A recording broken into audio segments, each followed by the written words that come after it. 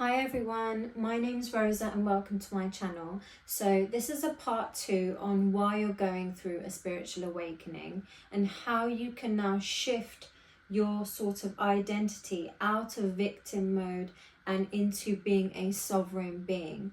Now, if you watch my first video, it talks about sort of the breakdown and a timeline that doesn't no longer belong to you. It doesn't sit in resonance with who you are. And one of the reasons, the main core reasons, is when we collect trauma, our body is called our pain body, and we collect karma.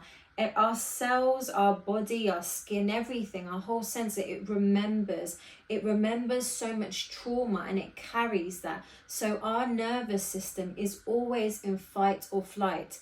We're never calm, we're never chilled out, we're never really in the present because we haven't learned to be. We haven't been programmed to be at peace. We've been programmed to always be worried, to always be stressed out, always be in fear. Fear is the number one thing that has kept us stuck. It's kept you stuck. It's kept you from being the best version of yourself. And that's what your soul truly wants. It wants you to remember who you are. It wants you to remember how powerful you are. It wants to remember that you are actually in control of your reality. And those old stories, those old belief patterns, they really don't belong to you, and it's not something that your soul came to this earth with. We're a pure divine beings. We're beings from God. We are resonance. We are light beings. And we are so trained or indoctrinated to believe that we are just this physical. We're not this entire being that is body, mind, and soul. We are one. We are not separate from one another. You need to be very patient with yourself. You need to be patient with things that come your way, because now when your nervous system is trying to regulate, your nervous system now is trying to balance out.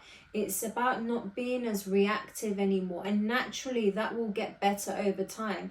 And when you go through a spiritual awakening, you become very conscious, and you may have heard the term unconscious people, conscious people, and it doesn't mean that one is better than the other, no. But when you go through an awakening, it's like your soul kind of wakes up. You're no longer remembering that you are a physical being. You can hear your own thoughts, and you can recognize that there is something inside you, something so deep that is your soul, that you're actually witnessing your life through your eye. When you've probably heard the term, the eyes are the window to the soul. It's like that. It's you actually sort of seeing through your eyes, but realizing that this hand of mine, this skin of mine is a physical vessel, but there's something behind all that. There's something there.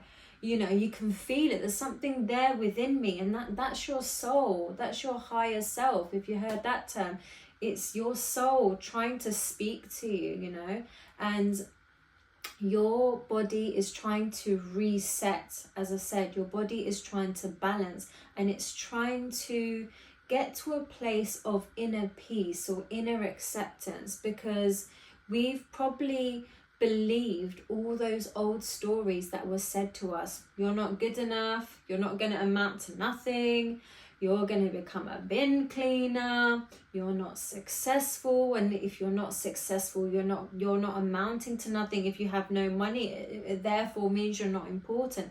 All of that is rubbish. And I've had it growing up. I've had the bin cleaner one was actually a personal one for me. You're not going to amount to nothing. You're just not worthy of having a great life. You're not worthy of having the dream that you actually want. And although it seems cruel when that's actually said to you, and you may think of things that people have said to you and you think, oh, I've been so unlucky, or that person's been shit. When we look at it from a bigger scale, and this may be very hard to understand right now because we are human and we do have emotions, and we might not appreciate what the souls have planned, because people that have actually been in your life, it could be your close family members, partners, lovers, friends, whoever, you've made a sort of pact with them, you've made a soul contract with them for them or, you know, someone to teach you something. They could be your spiritual teachers.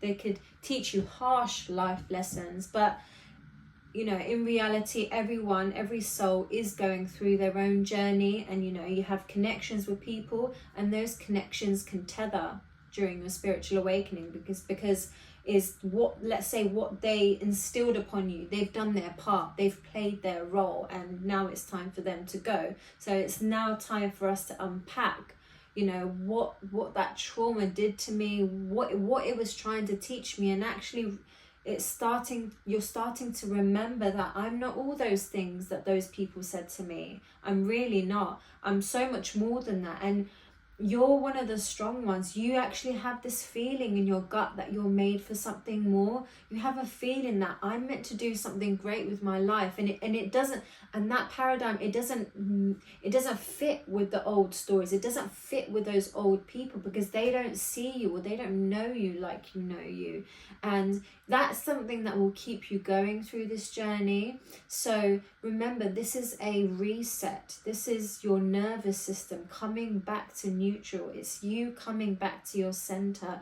It's you coming back to remembrance with who you are. So because we are in this physical forms, there's so many modalities you can use. And for me, I started off probably doing some yoga, started meditating. And if you've never meditated before, that's completely fine. And it's all about doing practice, you know, practice rounds, put your reps in, and you might find that you don't have a still mind in the beginning, and you know, that's okay, because you've got all the time in the world to figure it out. You've got all the time in the world to figure out how and what best modality works for you to give you that sense of peace, you know, to give you that sense of calm. Reiki was definitely one that worked for me. I am now a qualified Reiki practitioner, as I got into the practice of doing Reiki, and it really did resonate with me, because for those of you who have heard about Reiki, what it does, it starts to clear your chakra system out. And you know, if you don't know what chakras are, I will probably delve into that another time, but your healing centers within your body to get you into alignment. And alignment means you being healed and balanced in all sort of areas of your being, so that you can finally be clear. You can be a clear vessel, you can be a clear channel. So I hope this part 2 helped, and join me for the next part 3 on why you've gone through a spiritual awakening. And I'm breaking things down, trying to make sense of everything that's going on. And I'm sending you so much love. Take care. Bye.